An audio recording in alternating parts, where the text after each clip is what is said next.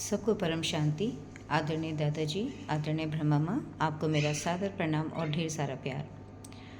आज हम चर्चा करने वाले हैं कि परम शांति के मंत्र मानव चेतना को कैसे बदल सकते हैं।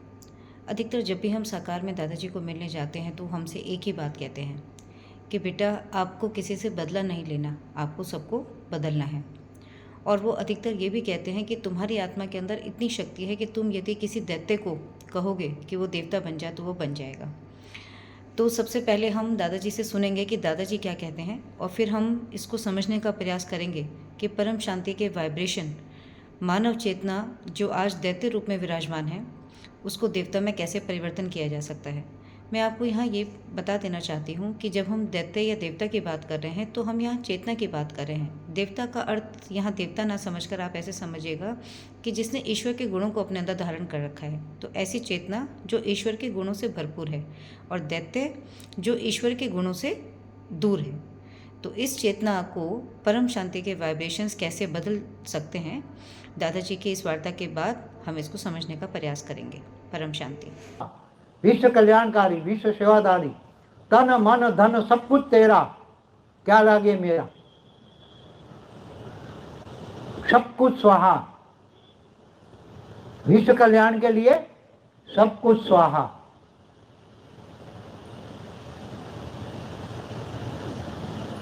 कि अपने बच्चों के, लौकिक बच्चों के लिए बचा के रखोगे।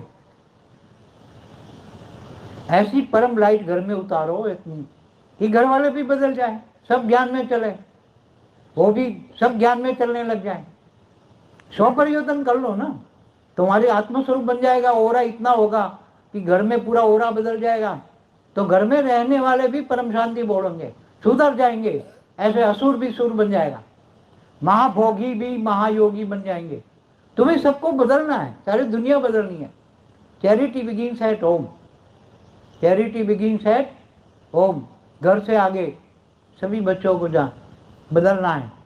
सबसे पहले घर को बदलना है। चैरिटी बिगिंस, बच्चों को, सभी को बदलना है। नष्टो मोहा स्मृति लब्धा, नष्टो मोहा। देह और देह के संबंधों में फंसोगे और उसमें टाइम और एनर्जी वेस्ट करोगे तो कुछ भी नहीं मिलेगा। तो अब हम ये समझने का प्रयास करते हैं कि मानव चेतना आखिर है क्या, जिसे हम कॉन्शियसनेस कहते हैं या चेतना कहते हैं। उसका यदि हम चिंतन करें तो हम ये पाएंगे कि चेतना का सीधा संबंध आत्मा की शक्ति से है। और बेहद का ज्ञान हमें ये बताता है कि आत्मा अलग अलग स्पेस यूनिट में अलग अलग पावर से बनती है, और हर स्पेस यूनिट के अंदर पावर अलग अलग है। हम इसे एक एग्जाम्पल से समझते हैं कि जैसे हम यदि सिर्फ इस ब्रह्मांड की बात करें तो इस ब्रह्मांड के अंदर जो सर्जन है वो निराकारी, आकारी और साकारी स्वरूप में होता है। निराकार परब्रह्म जो हैं वो परम प्रकाश से बने हैं, है ना। वो त्रिगुणातीत हैं, वो भावातीत हैं, वो कर्मातीत हैं। तो उनकी अपनी एक चेतना है। तो जो भी आत्मा यदि अपने पूरे कर्म बंधन, कर्म भोग से मुक्त हो जाए तो वो कहाँ जाएगी? वो शिवलोक में चली जाएगी। शिवलोक में मतलब मोक्ष को प्राप्त हो गई, उसका अस्तित्व खत्म हो गया। अब हम इसके नीचे आते हैं शिवलोक। तो परम धाम के नीचे है शिवलोक। शिवलोक के अंदर क्या है कि वहाँ 100% परम तत्वों की दुनिया है। तो जिस भी आत्मा का सर्जन शिवलोक में हुआ, उस आत्मा के अंदर परम तत्वों की शक्ति विद्यमान है। इसके नीचे है विष्णु लोक। तो दादाजी हमें बताते हैं कि विष्णु लोक के अंदर 50% परम तत्व हैं और 50% तत्व हैं, ठीक है। तो यहाँ पर जिस आत्मा का सर्जन हुआ, उस आत्मा के अंदर भी 50% परम तत्व और 50% तत्व होंगे। इसी तरह से इसके नीचे हम यदि ब्रह्मपुरी में आ जाएं तो वहाँ पर आकाश तत्व विद्यमान है। तो ब्रह्मपुरी तक आते आते भी आकाश तत्व के साथ साथ, मतलब हम कह सकते हैं कि आकाश तत्व है लेकिन सूक्ष्म शरीर का अस्तित्व खत्म हो गया। सूक्ष्म शरीर है अग्नि और वायु का। तो कहने का ये अर्थ है कि यदि हम सिर्फ यहाँ पर एक ब्रह्मांड को समझ रहे हैं तो यहाँ पर ब्रह्मांड के अंदर भी जहाँ जहाँ आत्माओं का सर्जन हो रहा है, वहाँ वहाँ हर उस स्पेस यूनिट में, चाहे वो परम धाम हो, चाहे शिवलोक हो, चाहे विष्णु लोक हो, या ब्रह्मलोक हो, यहाँ पर पावर का ग्रेडियंट अलग अलग है। तो जिस लोक में जिस आत्मा का जैसा निर्माण होता है वैसे ही उसके अंदर आत्मा की शक्ति होती है। तो आज हमें ये समझना पड़ेगा कि मानव चेतना की जो हम बात कर रहे हैं वो चेतना कोई एक फिक्स पैरामीटर नहीं है। वो फिक्स पैरामीटर कभी हो ही नहीं सकता, क्योंकि आत्मा अलग अलग कंटेंट से बनी है, मतलब अलग अलग शक्ति से बनी है। तो जिस तरह की आत्मा है, जहाँ उसका सर्जन हुआ है वहीं से उसकी चेतना जुड़ी हुई है। हम जब ये कहते हैं कि यथा ब्रह्मांडे तथा पिंडे, कि जो ब्रह्मांड के अंदर है वही पिंड के अंदर है, तो ये भी हमें एक बहुत इंपॉर्टेंट बात बताता है कि मान लीजिए कि यदि आत्मा का सर्जन ब्रह्मपुरी में हुआ था तो आत्मा की चेतना ब्रह्मपुरी तक ही जाएगी, ब्रह्मलोक तक ही जाएगी। यदि आत्मा का सर्जन विष्णु लोक में हुआ है तो विष्णु लोक की जो पावर है वो अपनी चेतना से सिर्फ वहीं तक पहुंच सकती है, और यदि शिवलोक में सर्जन हुआ है तो वो शिवलोक की जहाँ परम तत्वों की दुनिया है वहाँ तक जा सकती है। लेकिन यदि आत्मा का सर्जन मतलब निराकारी, इस ब्रह्मांड के अंदर तो वैसे निराकारी सर्जन नहीं हुआ, दादाजी हमें बताते हैं, लेकिन फिर भी हम यदि कहें तो जब आत्मा परम प्रकाश की है, मतलब प्रकाश के अंदर से ही पांचों तत्व बने हैं, तो जब आत्मा प्रकाश के स्वरूप की हो गई तब वो हर तरह से, मतलब हर बंधन से मुक्त हो गई, तो वो क्या करेगी, वो शिव भगवान के अंदर समा जाएगी। तो मोक्ष हम उसी को कहते हैं। तो कहने का अर्थ है कि चेतना का सीधा संबंध आत्मा की शक्ति से है। अब हम यदि बेहद ज्ञान की तरफ और आगे चलें तो दादाजी हमें ये बताते हैं कि इस धरती पे आज जो मानव दिखाई दे रहे हैं उनका मतलब वो अलग अलग स्पेस यूनिट से आई हैं। जैसे आत्मा गैलेक्सी से भी आई है, आत्मा यूनिवर्स से भी आई है, आत्मा ग्रेट गेट यूनिवर्स से भी आई है, और बेहद की आत्मा बेहद की कला के परम धाम और बेहद की कला के परम धाम से भी आई है। तो हम ये जानते हैं कि जिस आत्मा का सर्जन बेहद की कला के परम धाम में हुआ या बेहद की कला के परम धाम दादाजी के मूल स्थान में हुए, वहाँ वो आत्मा किससे बनी है, वो परम लाइट परम प्रकाश से बनी है। और परम लाइट परम प्रकाश एक ऐसी चेतना की अवस्था है जो अपने आप में अमर है। अमर है मतलब कि उस परम लाइट परम प्रकाश को कोई भी डिके नहीं कर सकता। तो अब हम यहाँ पर समझें तो कितनी मतलब अच्छी बात है कि वो अमर तत्व उस आत्मा के स्वयं के अंदर विद्यमान है। उस आत्मा के अंदर वो परम तत्व परम लाइट परम प्रकाश के रूप में विद्यमान है जो कभी भी क्षय नहीं होगा। तो वो अमृतत्व है एक तरह से उसके अंदर, उसकी आत्मा के अंदर। तो अब हम यदि बेहद की आत्मा की चेतना की बात करें तो उसका जो ब्रह्मांड है वो कहाँ तक है, जहाँ तक दादाजी का मूल स्थान है, मतलब बेहद की कला का परम धाम है, वो स्पेस यूनिट से उसकी चेतना जुड़ी हुई है, या बेहद की कला के परम धाम की स्पेस यूनिट तक उस आत्मा की चेतना जुड़ी हुई है। तो कहने का अर्थ है कि ये जो हम कॉन्शियसनेस की बात करते हैं, ये कॉन्शियसनेस आत्मा की शक्ति के ऊपर डिपेंड करती है कि आत्मा का सर्जन कहाँ हुआ।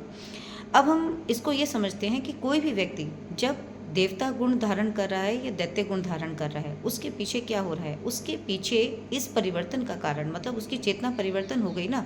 कि देवता गुण का मतलब है कि जैसे हम इसको सरल शब्दों में ऐसे कह सकते हैं कि धर्मराज युधिष्ठिर भी एक ही व्यक्ति के अंदर है और दुर्योधन भी एक ही व्यक्ति के अंदर है।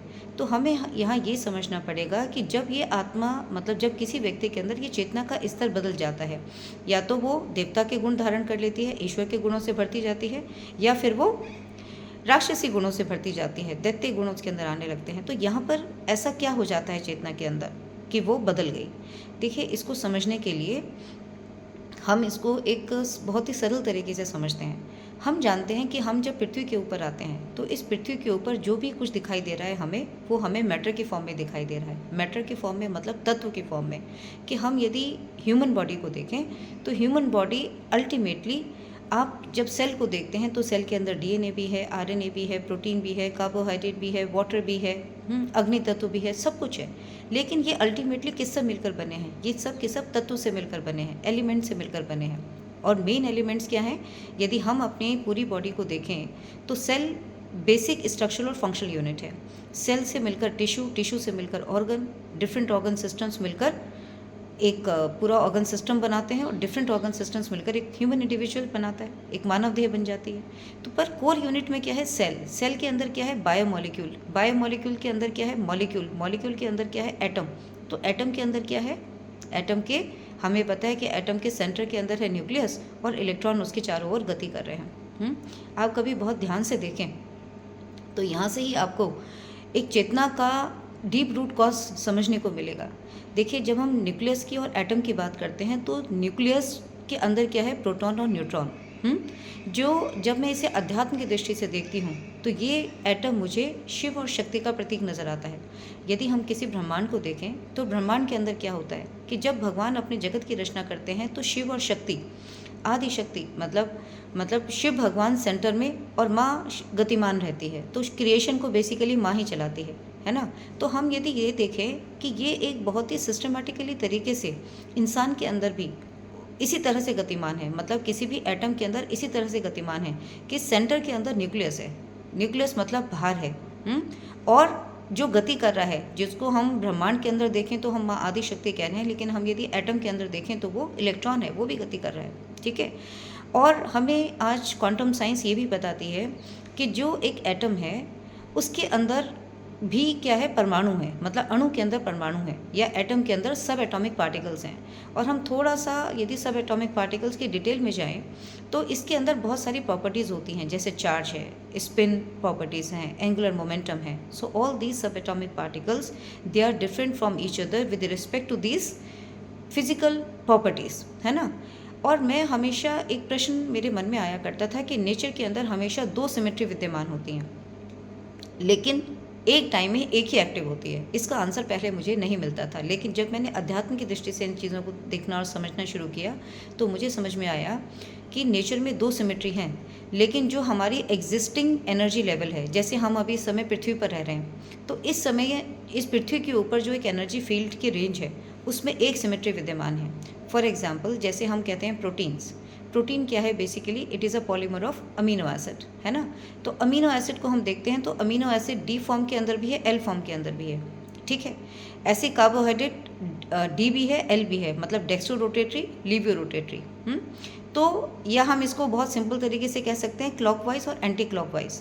तो एंटी क्लॉकवाइज जैसे ब्रह्मांड है वो गति कर रहा है, किस में कर रहा है, एंटी क्लॉकवाइज डायरेक्शन में गति कर रहा है ना। तो इसी तरह से जब सब एटॉमिक पार्टिकल अपनी मतलब एंटी क्लॉकवाइज डायरेक्शन में गति करेगा तो वो एक स्पिन प्रॉपर्टी को मेंटेन कर रहा है, ठीक है। तो एल अमीनो एसिड जैसे नेचर में प्रीडोमिनेंट है। आप जितने भी लिविंग क्रिएचर्स को देखोगे, चाहे वो ह्यूमन बॉडी हो, प्लांट्स हो, एनिमल्स हो, जहाँ भी प्रोटीन अवेलेबल है वहाँ पर एल अमीनो एसिड की सिमेट्री प्रीडोमिनेंट है, ठीक है। तो ये पॉसिबल हो सकता है क्योंकि आज अभी साइंस उस जगह पर नहीं पहुँची कि जब वो मतलब लोअर एनर्जी फील्ड्स में चला जाता है। जैसे दैत्य गुण कहाँ पर है, दैत्य कहाँ विराजमान है, वो धरती के नीचे विराजमान है ना। धरती के नीचे जैसे 7 लोग हैं या 55 करोड़ नर्क हैं, तो वहाँ पर वो विद्यमान है एक आत्मा के रूप में, लेकिन वहाँ पर उस स्पेस यूनिट में एनर्जी फील्ड अलग हैं। कैसी हैं, हाई वाइब्रेशन की फील्ड्स हैं, वायु तत्व भारी है और फ्रिक्वेंसी उनकी कम है, तो हैवी तत्व है। तो जब तत्व अपने आप में हैवी हो गया then it is quite possible कि जो भार बढ़ रहा है वो भार एटॉमिक लेवल पे भी तो बढ़ रहा है ना। तो ये पॉसिबल है कि जो सब एटॉमिक पार्टिकल्स उस एनर्जी फील्ड में विद्यमान हैं वो कैसे हो गए, उनकी स्पिन प्रॉपर्टी अपोजिट हो गई। तो नेचर के अंदर उस स्पिन प्रॉपर्टी के अपोजिट होने से वो चाहे मतलब उसका मनोमय शरीर हो, चाहे सूक्ष्म शरीर हो, चाहे स्थूल शरीर हो, वो तीनों के ऊपर एक तरह से ही इफेक्ट डालेगी। और आप कभी भी बहुत ध्यान से देखें, यदि हम देवता और दैत्य को देखें तो जो ईश्वर के गुण होते हैं इंसान टोटल उसका अपोजिट हो जाता है। जैसे परम शांति या शांति स्वरूप होना ईश्वर का गुण है, लेकिन वो शांत से क्या हो जाता है, अशांत हो जाता है।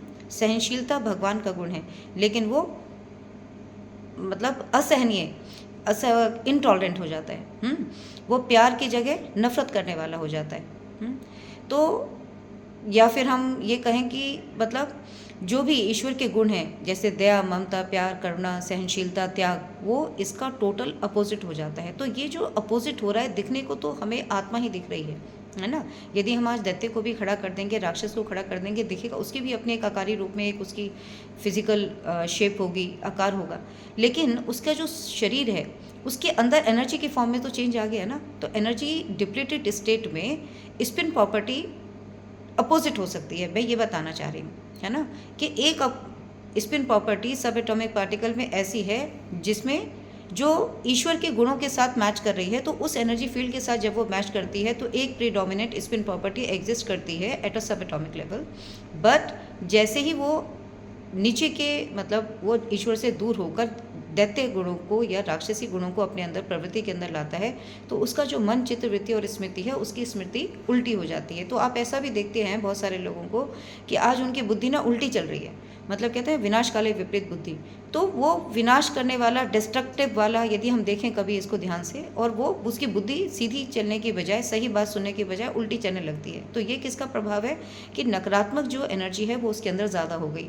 तो जब एक नेगेटिव एनर्जी फील्ड या लोअर वाइब्रेशनल फील्ड अपोजिट हुई तो इस एनर्जी फील्ड ने क्या किया, उसकी स्मृति को उल्टा कर दिया। तो ये स्मृति किससे बनी थी? ये स्मृति बनी थी मन, चित्त, वृत्ति और स्मृति। मन कहाँ था? जहाँ पर आकाश तत्व था। आकाश मतलब यदि ऊपर की तरफ जा रहे हैं तो आकाश किस में परिवर्तन होता जा रहा है? परम प्रकाश में। मतलब आकाश तत्व हाई एनर्जी फील्ड्स में ट्रांसफॉर्म हो रहा है, लेकिन हम यदि इसी आकाश तत्व के लोअर एनर्जी फील्ड्स को देखें तो वहाँ पर सब चीज़ें हैवी हैं। तो जिस तरह से वो हैवी हैं वो क्या करती होंगी, सब एटॉमिक पार्टिकल के स्पिन प्रॉपर्टीज़ को चेंज कर देती होंगी और उस फील्ड के अंदर स्मृति के अपोजिट होने से उसके अंदर दैत्य गुण आ गए। ठीक है, अब हम दादाजी कहते हैं कि बेहद की आत्मा के अंदर इतनी शक्ति है कि यदि वो अपने संकल्पों से किसी को, दैत्य को कहते हैं कि तुम देवता बन जाओ, वो बन जाएगा। इसलिए दादाजी बार बार कहते हैं कि तुम जिसे, मतलब तुम्हें सबको परिवर्तन करना है, परम शांति के वाइब्रेशन से तुम्हें सबको परिवर्तन करना है। तो कैसे संभव है? देखिए, अब हम यहाँ पर ये देखते हैं कि जो बेहद की आत्मा है उसके अंदर ऑलरेडी परम लाइट की फॉर्म में अमर तत्व है। अमर तत्व है मतलब उसकी आत्मा की शक्ति ना कभी भी डिके नहीं होगी, क्योंकि वो अमर लोक से बनी है। तो उसकी आत्मा की शक्ति कभी भी ऐसी अंदर से है ही नहीं कि उसको कभी भी डिके किया जा सकता है। वो ट्रांसफॉर्म ज़रूर हो सकती है लेकिन डिके नहीं होगी। तो जैसे ही मतलब, और बेहद की आत्मा की जो चेतना है वो कहाँ तक जा रही है? जहाँ से उसका सर्जन हुआ। यदि बेहद की आत्मा का सर्जन बेहद की कला के परम धाम तक हुआ था तो उसकी आत्मा में वहाँ तक की शक्ति है, और यदि बेहद की कला में उसका सर्जन हुआ तो उसकी आत्मा में वहाँ की शक्ति है। ठीक है, तो उसकी चेतना उस स्पेस यूनिट्स के साथ जुड़ी हुई है। तो जितना ज़्यादा बेहद की आत्मा अपने मूल सोर्स से पावर लेती चली जाएगी, उसके अंदर वही परम लाइट अंदर आती चली जाएगी, और आने से क्या होगा, वो खुद भी स्वयं में परम शांत हो जाएगी और धीरे धीरे धीरे धीरे धीरे ट्रांसफॉर्म होकर जो उसका ओरिजिनल लाइट स्वरूप है वो लाइट स्वरूप में हो जाएगी। तो दादाजी तभी कहते हैं कि जब आप आत्म स्वरूप के अंदर किसी व्यक्ति को ये वरदान दोगे तो तुरंत वो वरदान फलीभूत हो जाएगा, क्योंकि जब वो अपने आत्म स्वरूप में होगी उस समय वो निर्बंधन होगी। मतलब ना उसके साथ किसी कर्म बंधन का कोई बोझ होगा और ना ही उसके साथ कोई कर्म भोग होगा। वो अपने ओरिजिनल सत्य स्वरूप में होगी, और ओरिजिनल सत्य स्वरूप क्या है? उसका अव्यक्त स्वरूप, मतलब प्रकाश की काया। तो उस प्रकाश की काया से उस समय बेहद की आत्मा से क्या निकलेगा? उसकी आत्मा से उसकी ओरिजिनल पावर निकलेगी। किस फॉर्म में? परम लाइट, परम प्रकाश के फॉर्म में। तो ये परम लाइट, परम प्रकाश क्या है? इस सृष्टि की सबसे चैतन्य हाईएस्ट एनर्जी स्टेट है। ठीक है, तो जब ये बेहद की आत्मा अपने प्रकाश स्वरूप में, अपने आत्म स्वरूप में किसी भी दैत्य व्यक्ति को अपने सकार से वो पावर देगी तो क्या होगा कि दैत्य क्यों बना वो? क्योंकि उसकी आत्मा की शक्ति ट्रांसफॉर्म हो गई। देखिए, मैं यहाँ ये भी बता देना चाहती हूँ कि हम कई बार सोचते हैं आत्मा की शक्ति कम हो गई। एक तरह से इस बात को भी डीपली आप एनालाइज करें तो आत्मा की शक्ति कम नहीं होती, लाइट से ही माइट बन रही है। तो क्या है, लाइट ही माइट में ट्रांसफॉर्म हो जाती है। तो जब ज़्यादा से ज़्यादा लाइट माइट में जितनी ज़्यादा ट्रांसफॉर्म होती जाती है उतना ही वो दैत्य बनता जाता है, हम ऐसे समझ सकते हैं। तो ये माइट क्या है? अनंत जन्मों के कर्म बंधन और कर्म भोगों की लेयर है।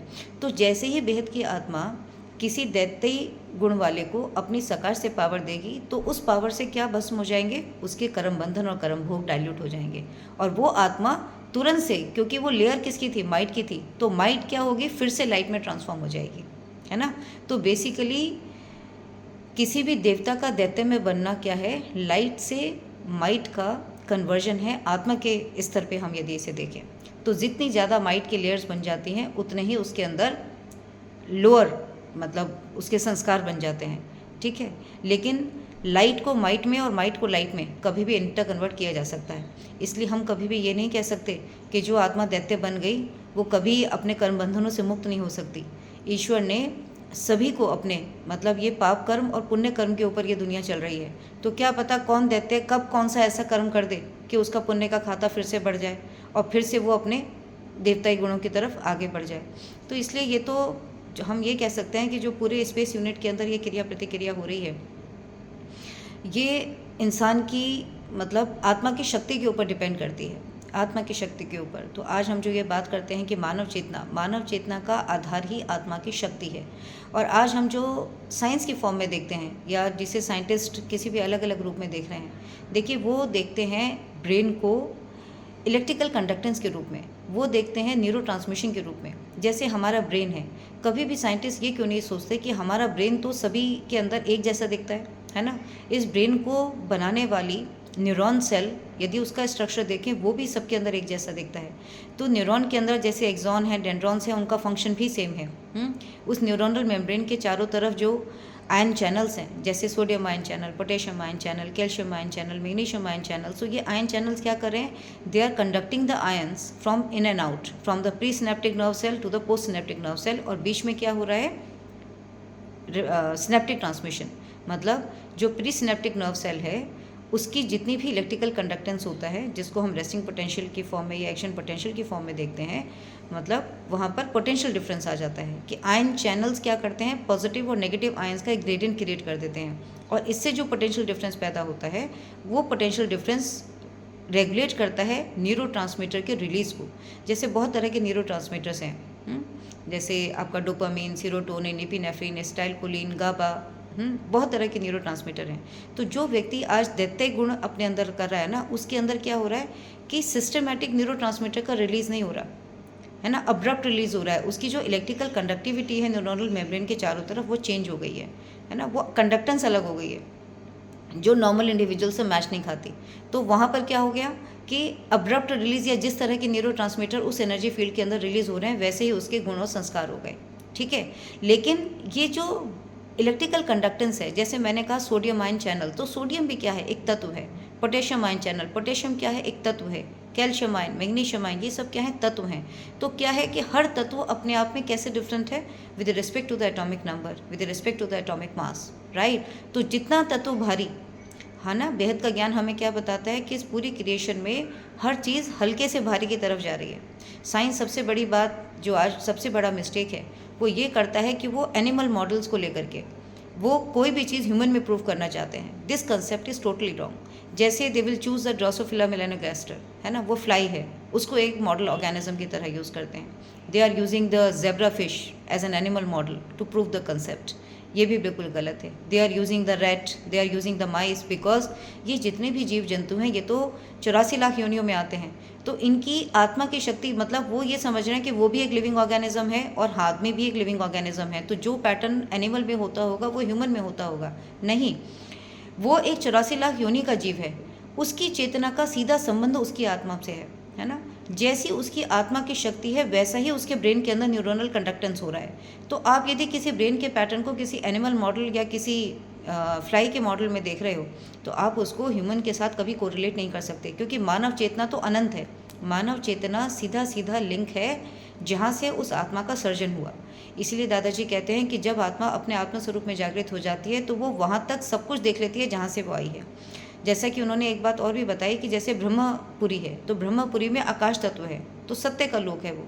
तो जब आत्मा ब्रह्मपुरी तक भी पहुंच जाती है, तब भी वो आगे का ये देख लेती है कि वो कहाँ से आई थी। तो ये पूरा का पूरा जो आत्मा की मतलब जो चेतना है, वो ये भी मतलब स्पेस यूनिट में जैसी पावर है, जहाँ से उसका क्रिएशन हुआ है, वहाँ से वो लिंक है। तो इसलिए परम शांति के वाइब्रेशंस कहाँ से आ रहे हैं, वो परम धाम से आ रहे हैं। वो इस सृष्टि की उस स्पेस यूनिट से आ रहे हैं जहाँ ऑलरेडी अमर है, अमर तत्व है। तो परम शांति के वाइब्रेशंस क्या हैं, अपने अंदर अमर तत्व की ताकत रखते हैं। तो जैसे ही परम शांति के वाइब्रेशन से बेहद की आत्मा परिपूर्ण हो जाएगी, अपने सत्य स्वरूप में जाग जाएगी, परम लाइट परम प्रकाश के स्वरूप में जाग जाएगी, वो आत्मा जिस किसी भी आत्मा को जो भी बोलेगी, क्योंकि उसकी संकल्प शक्ति जागृत हो जाएगी। वो यदि किसी भी बड़े से बड़े असुर को 1 सेकंड में कहे कि तुम देवता बन जाओ, तो वो देवता बन जाएंगे। तो यहाँ हमें ये बात समझनी चाहिए कि दादाजी हमेशा परम शांति के वाइब्रेशंस को स्प्रेड करने की बात क्यों कहते हैं। तो आज दादाजी का जन्मदिन है, तो मैं दादाजी के श्री चरणों में इस वीडियो को समर्पित करती हूँ। परम शांति, प्रणाम।